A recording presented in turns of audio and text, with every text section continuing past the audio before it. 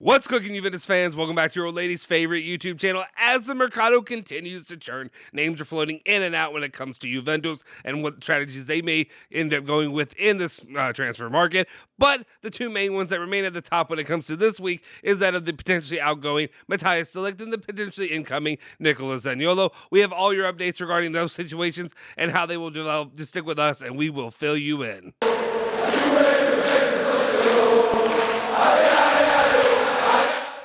Ciao ragazzi, welcome back to the Bianconeri Zone. My name is Justin Sofro. Today, it's Thursday, June 30th, 2022. It's the last day of the June era of the Mercado, and we move into July, and we go and we talk about who we getting, who we landing, besides obviously the already we know of Pogba and Di Maria. Now we can move that drama behind us, and now we can move into the future drama that we will have in the next month. 2 months, if you will. Before we do anything though, smash that like button, hit that subscribe button, hit that bell icon to stay notified for all of our latest videos. I want to make sure I'm pushing on this, guys. Hit that like button. If you're here, please hit the like button, the algorithm, all that nonsense. I don't need to keep telling you. Just please hit the like button. That's the least you can do. It's free. That's all we ask. All right. Let's get into it. What news do we have for you today? And we're going to open it up with my boy, as a Zaniolo. We're going to talk about Zaniolo and what is going on with him, because Citadel Sport are reporting that they've been working hard on it this week. They've been getting some stuff done. They're making ground, headway, if you will. But nothing is completed yet.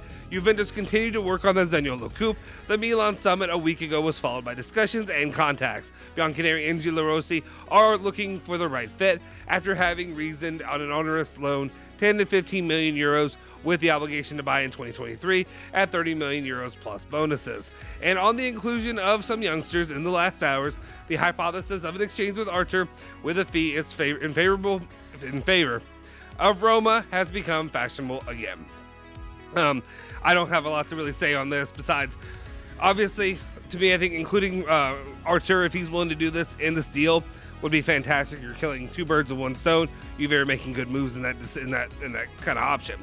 And then once again, kind of going with what we were talking about yesterday. I think Alejandro covered it in the live, and then today I'm commenting on it right now, just saying that basically that's the kind of I think that's about the money you're probably looking at for Zaniolo, a 45 million-ish range. I know that there's been reports out there that when it comes to Zaniolo, they want to get 50. 50 is a little bit much, but if you're spreading it out across a couple years that they're paying this, I think 45 is an okay way to go. For 40, but I think 45 is an okay way to go.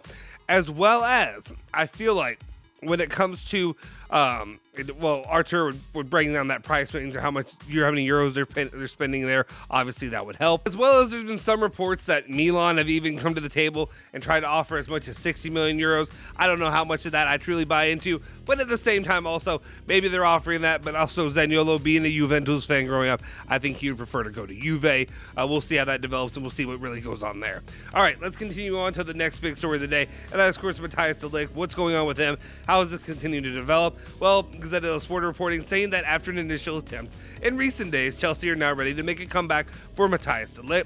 Juventus are also hoping that Guardiola's City can enter the race concretely. An auction would be triggered, which would raise the price, perhaps up to the value of the clause. I think the best thing that can happen right now, especially given what Arriva Bene came out and said, he talked a lot about it. Actually, we're going to have a separate video on that. Alejandro is going to cover all the things that he said, and I'm sure I'll talk about it in the live later today. But Arriva Bene came out, and he's not a politician. We'll say that. He's not a politician. He tells you what he thinks and how he feels, and there's some parts of that are very refreshing. Some parts that are worrisome. But one of the things that he does say is basically goes out there and doesn't mince words. It basically just outs de Ligt, if you will, and just says de Ligt doesn't want to be here. He didn't want to be here. If he doesn't want to be here, there's nothing I can do about it except for trying to make everybody happy on the way out. Which is, you're not playing that politician role, which is, could be trying to keep him a little bit. Maybe other guys try to teach you whoever work behind the scenes, try to make him happy, try to keep him as long as you can. Arriva Bene reads the tea leaves and knows this guy's going to leave. Maybe not this year, maybe not next year, but he's going to be gone regardless. Might as well see what we can do in this Mercado. If we can get some money off of him, send him out, get another guy who is serviceable, and is, maybe you're not going to get somebody who's the talent level that he is, but you can get somebody else who's very good, potentially a Bremer, potentially, some of these other names that are floated out there. Then maybe we can make something happen there. But he's not afraid to say, okay, De Ligt, you want out? You out of here, buddy. And you know what? We're going to try to make every single cent we can get off of you. Let's continue on, though, and talk about the center back position, which Di Marzio was saying that trying to steal Bremer from Inter is an idea, but the ball is still in the Nerazzurri's hands. There are then two parallel plans that are not to be found and prepared, that of Gabriel and that of Kimpembe. Is this where we are, guys? Is that really? Is that where we are?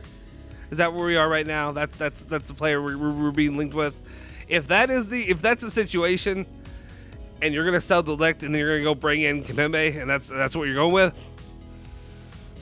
and then it's gonna be another throwaway season. Then what are we doing here? Then we're wasting our damn time. Then no, tell De Ligt, sit his ass down. You're playing another season. No, we're not doing this. We're not bringing in a player like that just so you can leave and go be happy and we can have a couple sixpence in our pocket. Like, no, I am not here for that. If you're going to go in and invest in bringing in Pogba and Di Maria, and you're bringing in potentially Zaniolo and players like that who could hopefully, and I understand, I know people would be like, he only scored 2 goals last season. Yeah, we got it. Guys who could maybe potentially fill up a score sheet or help Vlahovic fill up a score sheet. What are you doing by bringing in a guy like that? Gabriel Mangalaj I could deal with. Bremer is the guy who I'd go all out for, try to beat that deal with Inter. Set that up as best you can. And then Koulibaly, if you can get him. And that one's going to be difficult. I know it's very difficult, but if you have that, if you have the money from bringing in or from selling De Ligt, you can put it towards him. You can try to make Swampman De Laurentiis come to the table. I'm sorry, but if you're just going to try to sell me these lower level players, which I'm sure this is just coming out today or coming out last night, it's probably nonsense, and I sure hope it is nonsense. There's another name that we're going to talk about later today that I continue to hope is nonsense. I'm starting to worry that it's not nonsense, but at the same time, this is not good enough. If you want to win, if you want to compete, I'm not even talking about the Champions League right now. I'm talking about a damn Scudetto. This is the way to go. Or this is not the way to go. The way to go is make Matthijs de Ligt stay with the club then. Or get somebody closer to that level. Jesus. All right, let's continue on. I don't even know what I'm doing here now. Real quick, I know I threw that up and threw it back down. I understand Arriva Bene has also made comments, and Julian's talked about doing it on his shirt, getting Arriva Bene on the back of his jersey. I'm close. I'm loving this man and everything he says. He did throw out the comments, and obviously what we do here on the channel is a reactionary thing. We do reactions. We talk about the news, or the news that's floated out there. If you want to go full Trump, fake news that's floated out there. But there are rumors that are put out there that even Arriva Bene says, he goes, I look at that and I call Carabini and say, where the hell did this come from? And they're like, we don't know. It's just nonsense. And I'm hoping, once again, that news reports like that are nonsense. So take it with a grain of salt, but we react to what's floated out there. We are not journalists. Quote from Seinfeld, we are not men. No, we are not. Anyway, let's continue on. Let's talk about what's going on with Di Maria, the final steps, the final really details before he becomes a full-on Juventus player. We already had the here we go, but he's going to be a Juve player. Tutto Sports reporting that in these days at the Condasa, the contract of Di Maria, who at Juventus will earn 6 million euros per season, plus bonuses linked to performances and results, is still being ironed out. The closure of the deal is proceeding quickly, so much so that already next week the Fedeo could leave Ibiza to reach Italy. So there you go.